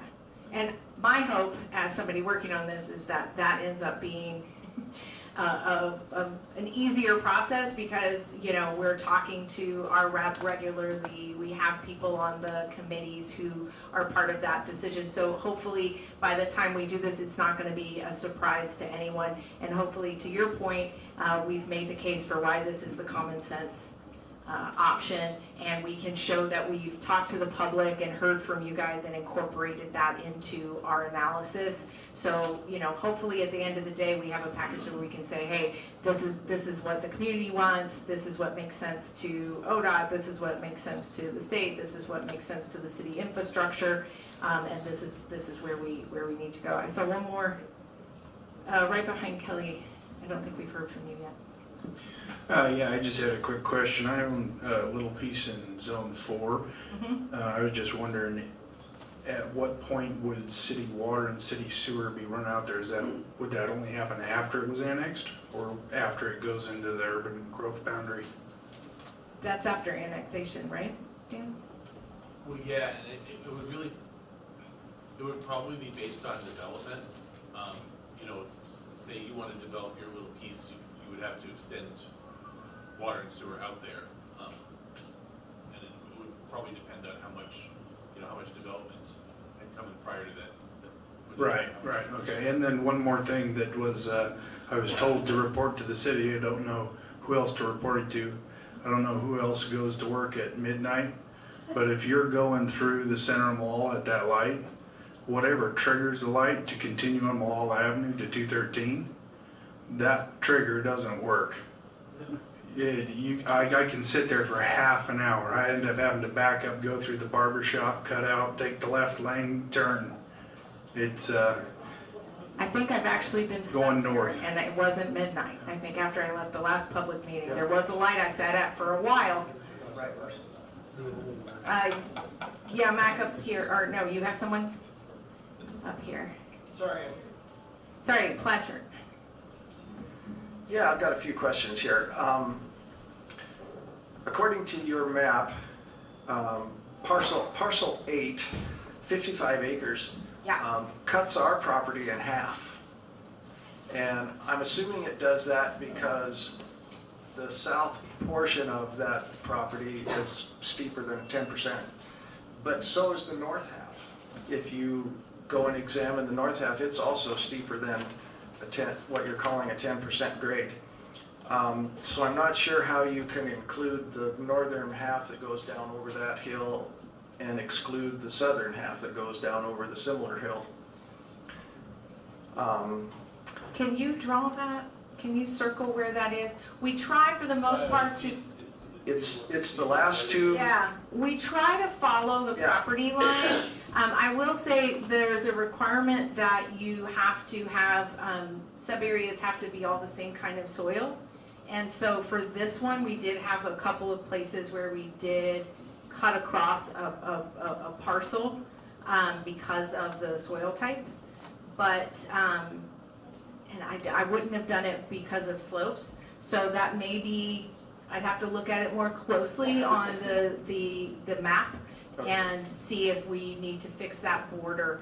Because again, if you want to leave comments on these sub-areas, if you have a problem with the way that we've drawn them, one of the things we're trying to vet through you guys tonight is these sub-areas, right? If this makes sense, if two areas you think make sense together, or an area is too big and you think, hey, there's really too many different uses on this, it doesn't make sense to think of it as one place.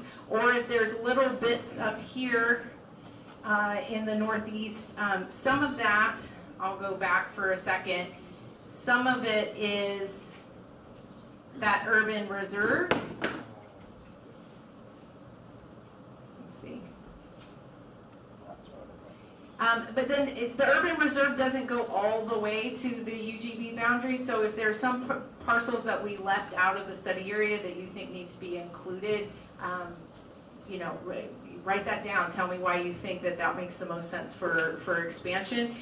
Mainly we didn't include them because they're smaller parcels, and if we go beyond that exception land to the south, it would be for big industrial, and it didn't make sense to me to draw a sub area there when it's right up against the rural reserve, and it's smaller parcels anyway. But if that makes sense to you and you have a reason, write it down and we'll include it in our analysis. Again, this is just the first opportunity, but this is the opportunity for you to give me that information, right? That local knowledge where it's like you guys know how this land is being used, you guys know what makes sense, you guys take the light at midnight and the roads at when you're commuting or whatever you're doing during the day on the streets. You know how things work and don't work around Molalla. So again, this is an opportunity to get that information that we can fold that into our analysis that we present to the city. And it kind of becomes part of that framework and discussion from the very beginning, and not after the fact when we come out and say, here's the proposal, and then we have people standing up and saying, you know, hey, this is our crop, or this is whatever, and we realize it doesn't make sense. Yeah, Freddie. Well, I have some more questions here. Oh, yeah, go ahead. You said that the first thing you do is look inside the growth boundary for available land.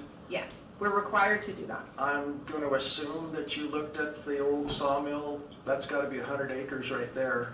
That's right on the other side of the railroad tracks going west out of town, or actually it's in town. What's to become of that huge piece of property? Are you talking about the one that's north of 211? Yes. Yeah. Okay. Yeah, actually we had because that was part of our early conversations as a potential property for rezoning. We actually have had a developer come in and do an industrial subdivision there, and they've been very aggressive about pursuing it, so we really pushed that pursuit at that time. Well, your comments about doing what's practical and what's commonsensical, that piece of property, you know, that's part of the problem that a lot of these outlying towns have that are bedroom communities with Portland and Salem and Milwaukee and Oregon City. They're shuffling all of the population out here for us to deal with. And what's to become, where are you going to stop this growth? We're already pretty much a bedroom community, and that doesn't help your economic base. It doesn't help the businesses want to come in here because they already know the people that are going to be driving into Milwaukee or Portland or wherever, they're going to do their shopping at Freddy's on the way out of Oregon City. They're not going to come here to the grocery store for the most part. That's what a bedroom community is all about. You're going to turn Molalla into a Canby, a Gresham, a Beaverton, a Hillsborough, a Tiger, Tualatin. All of those areas are bedroom communities to that big sucking sound that's at the mouth of the Willamette River. But anyway, that was one of my questions. The other one is, you know the old saying that if you build it, they will come. If you allow this much more acreage to be within your growth boundary, and I know you have certain criteria, you can analyze your growth potential and leave it the way it is. I know you don't have to change it. You just have to analyze it every 20 years and say, is it meeting sufficient needs?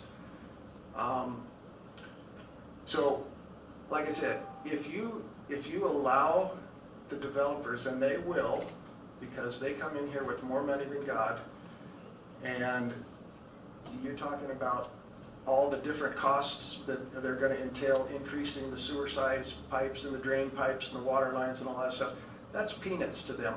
When you're building a subdivision that has 150 houses in it, the profit margin is huge. And they're going to make money whether they have to buy that pipe or not. So that's not really a deterrent for them to come in here and want to build more of those things down there on the end of Onaway. Those are just hideous. And if that's what you want this community to turn into, go ahead and release all of these 180 acres and let the developers come, because they will.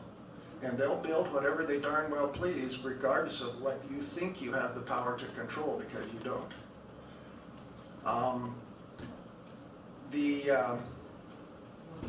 Yes, I do. I'm sorry, I'm pontificating. I guess the last one is just a comment, in that you mentioned about the soil content and whether it's good farmland or bad farmland. To the farmer that owns the bad farmland, it's his livelihood, whether it's good or bad. And he needs to be respected for the fact that he's trying to make a living off of it. So just because you don't think it's worthy of a farm you lump it in in one of those development areas, and he'll end up selling it to somebody that wants to develop it because they're going to offer him more than the rest of his family is willing to pay for that property. So anyway. Yep. So first I'll say I didn't use the term bad farmland. I didn't say good or bad. But the law has what is considered unique and prime, and then what is considered high value farmland, but not unique and prime soil. Okay, so those again are the classifications, and you're not wrong. If you're considered high value farmland, but you're not one of those prime and unique soils, then you would be considered for development prior to the one that's considered, the soil that's considered prime and unique. That doesn't make you first priority. It doesn't mean you lose your consideration as farm. It doesn't mean that anyone's telling you that you shouldn't be farming your land. It makes you third priority, not fourth. Okay, so again, that still gives you a higher, it's hard to say lower, higher, because the numbers, but again, it gives you more protection than land that is not being used as a farm, or has other restrictions. But again, there is one before the other. So there is a difference of saying, hey, this is all high value farmland, but we're gonna prioritize this coming in before that, because this one is classified as unique and prime. I will give you another answer that is not going to make you make you satisfied, but it is because you make a lot of valid points. You make a lot of valid points that people in communities struggle with every day, and I'm not going to be a person to answer that for you, right? I can't. This process is not going to 100% answer that for you.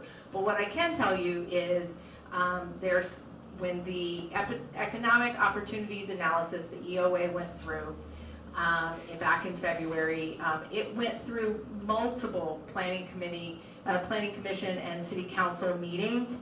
The state has reviewed it. There were some objections. There were some clarification issues. It went back through planning commission and city council. And part of it, my firm didn't do it, but part of it is buildable lands inventory, which is an inventory of all the land that is within the UGB that is considered buildable, that it's either vacant or partially vacant.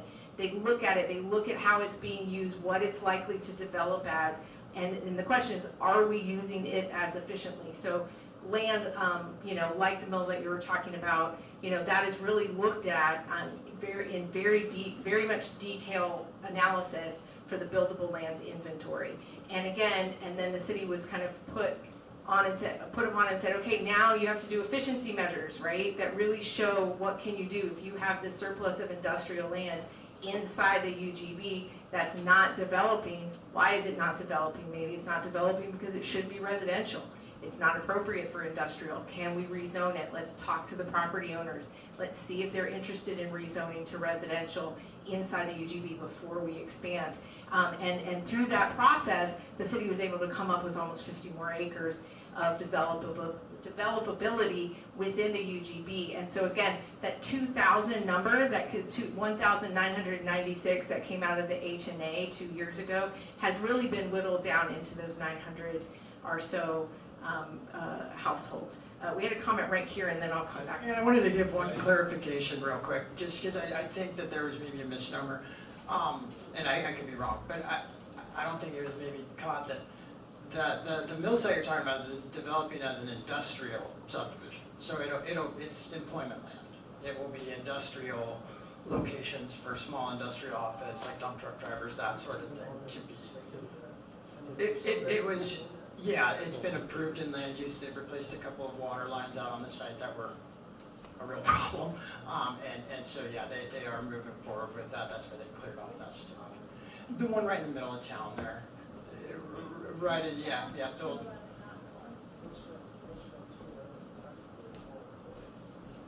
on the, as long as we're talking about the same property, that one pops up behind the railroad right away right there. Yeah. Yeah, earlier you said north, south, right? The one I'm talking about is north, so I might be talking about a different piece of property. I'm sorry.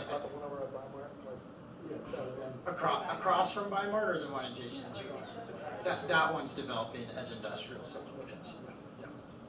And I one last point to that gentleman's comments. To the extent that you know of a high-value farm or you own a high-value farm within one of our sub-areas, please put it on the comment card. That's what we're here for. We want to know about those lands and not take that value away from people. Yeah, because I will say, if we could get some supplemental information to our soils analysis, if there's something that I have marked wrong or something you feel like should be considered prime and unique, please write that down, and that is something that we can try to get more information on. You know, a lot of this is GIS data that we get from various sources, and you know, it's not perfect, right? So sometimes we do get landowners saying, hey, this is really a wetland, or this really should be classified. That's a conversation we're really open to having, to find out if there's anything that we can get on the record that's a factual basis to get that land considered a little bit differently. Yeah. I have just an easy-ish question to make sure that I'm understanding the sub-areas correctly. So if I'm looking at my notes, it looks like we need to add 182 acres of land to the urban growth boundary. Is that correct? And so if I'm looking at sub-areas 1 through 19, and I'm doing, you know, rough math, there's a lot more on there than 182 acres, right? Yes. So is it correct to say that part of this process over the next year is to try and determine which of these sub-areas, so it's not all of these sub-arears they're all being considered, but it will actually be just a fraction of what's highlighted, correct? Yes, if you think of it this way, the 190 or so acres of residential, we are going to first look, for all uses, we're going to first look in 1 through 7, because that is our first priority land. Yep. If I can accommodate, and if you did the math, it comes out to around 500 acres. If I can look at the capacity, really look at a parcel level, and say, yeah, we can accommodate all of that residential need, then we will not be looking for residential need anywhere else. If we can also accommodate the industrial parcels that we're looking for, then we will not even look at anything 8 through 19, okay? If we can accommodate it in our first priority land, then we won't look. If we can't, which just looking at the map, you don't see 2 very large industrial parcels in that 1 through 7, then we will look, but only enough to accommodate those parcels, right? So it would be like, hey, maybe 10 and 11 gets us those parcels and makes the most sense, and is, you know, and then that would be the analysis. So any information that you have on any of them, but we will not be going beyond the acres that we need for residential and the parcels that we need for industrial. Thank you. Yeah. Just follow up. So what type of citizen feedback or process would have to happen for, say, I'm just making it up, sub-area 6 to get thrown out of this situation? Or, you know, like you're like, okay, 1 through 7 is the priority here. It's looking good. So is it very likely that that's what's going to happen unless there's like a huge upheaval of citizen feedback? Is that how this works? There's 4 location factors we're going to be looking at, so it isn't necessarily that you just say, hey, I want 6 out. But if you're giving me like, hey, I want 6 out because I don't think it makes any sense because there isn't the infrastructure, there's traffic, there's this use, and it falls into those location factors, right? And then when we start looking at it and we start kind of lining them up against each other and comparing them, it may be that we agree with you and say, hey, 6 doesn't make sense. Okay. Right? Theoretically, like everyone in sub-area 4 could get together and be like, no, we don't want this, and then they would provide that feedback, and that would be. It would provide that feedback. It isn't just, I'm not going to give you, false advertising here. It isn't just that like everyone in 4 comes and says, we don't want it. Yeah. If we apply all of the factors and everything else is, high value and, would be super expensive to provide services to, then it would be for You could override other people, it. right? Okay.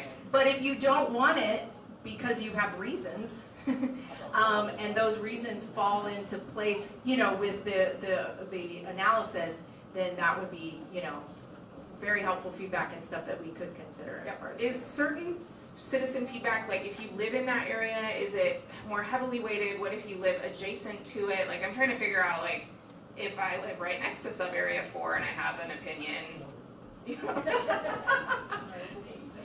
I think to kind of nutshell that, it's not so much about the location where you live, it's the feedback that you're providing, right? So it's not a vote, it's not how many, it's what you're saying.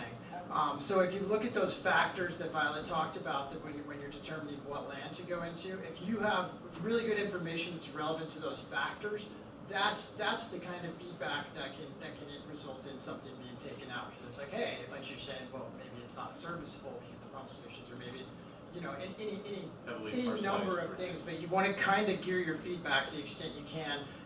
All feedback is welcome, so please don't take this as a limiting factor, but the feedback that's really relevant to the analysis that the state requires us to do is that feedback in those categories that she was talking about. Yeah, no, high value soils.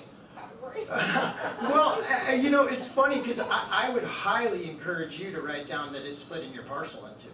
Yeah. I mean, but I mean, that's one thing that I've heard. So that's what I mean, is like, I would highly encourage that and anything else.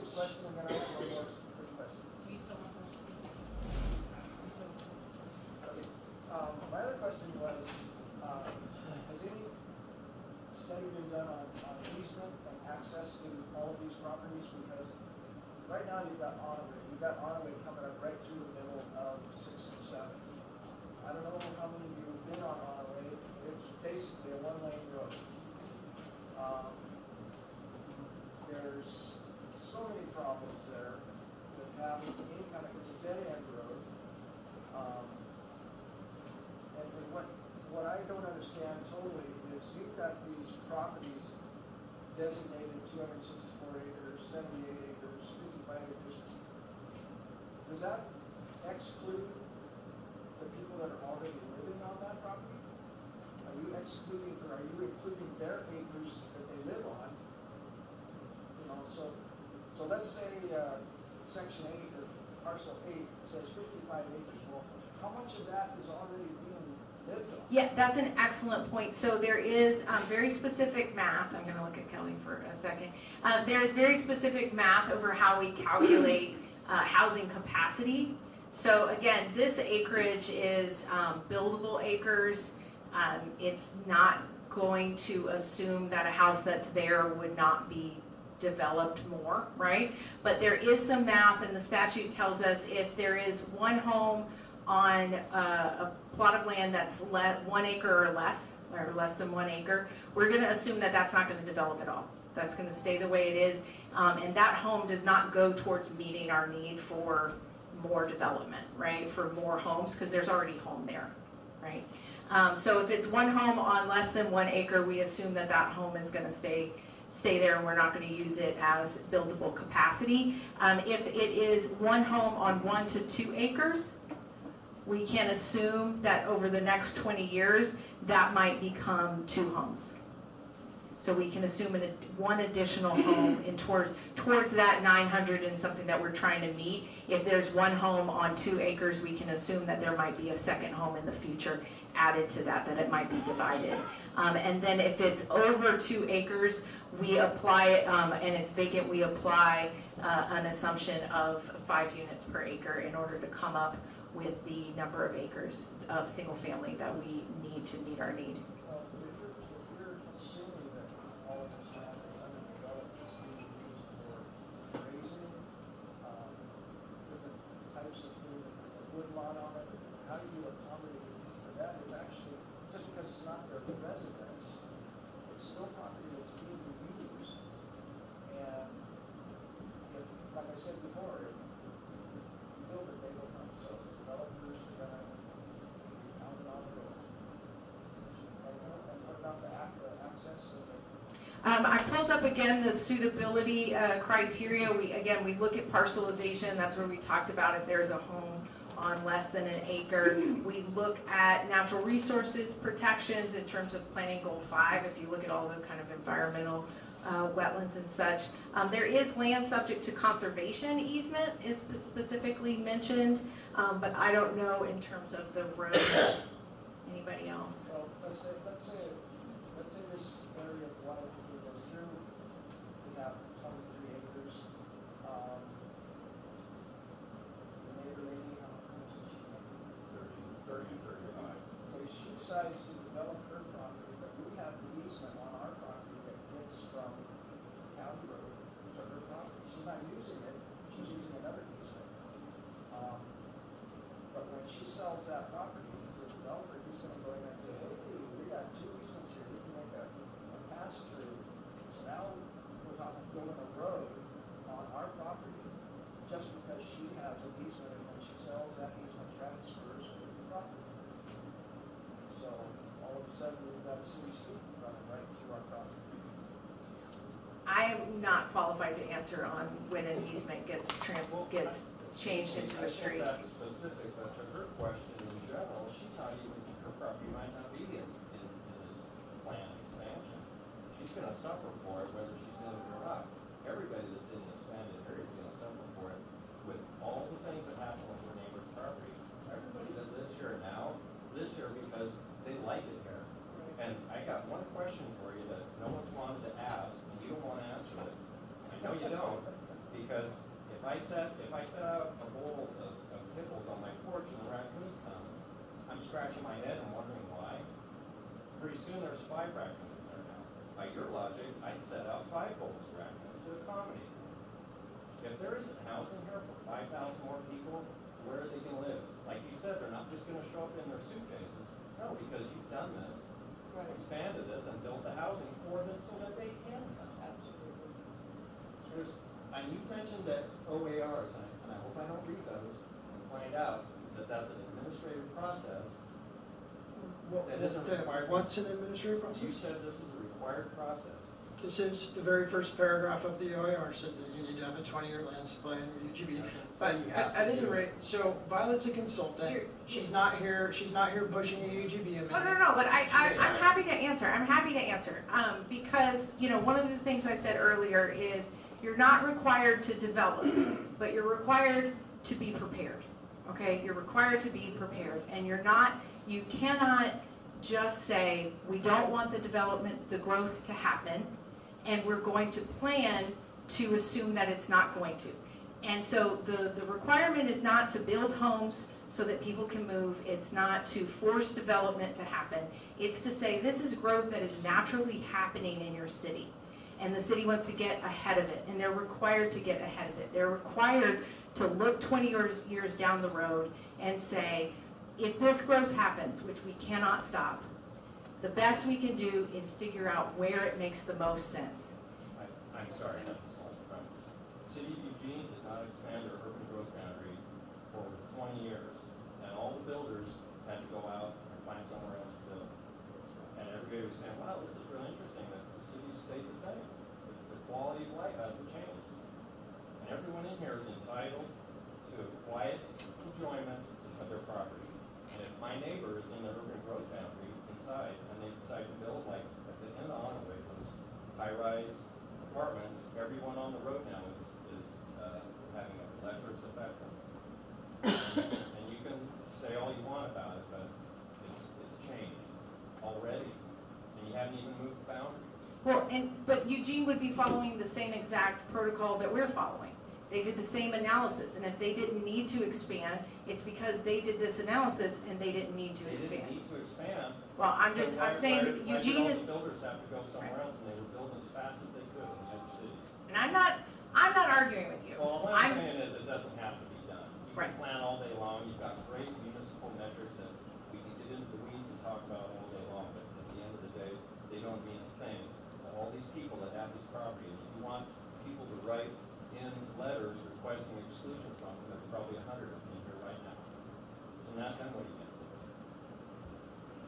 Well, I think. Maybe we need some new city councilors. Well, again, I think that talking about false premise, you brought up Eugene as an example and as a positive example, and I'm saying this is a statewide plan. These are statewide rules. So if Eugene followed the same rules, Molalla is going to have to follow the same rules, and it'll come out with the result that it comes out with. I will also say you mentioned every property owner has the right to quiet enjoyment of their property. You also have the right to build on your property what you want to build on your property, right? So again, what you're saying is that it needs to say exactly the same. Okay, so again, what we're... Baloney. There is a law passed that if you have Come on. 20 acres Come on. out in the country, you can't build whatever you want. Right, again, I am saying that to the comment about everyone, it needs quiet enjoyment of their property. If there is growth happening, there is the comprehensive plan and there is the zoning that tries to give some order and tries to make a plan, okay? And we're trying to get ahead of growth and not just let it happen without any plan.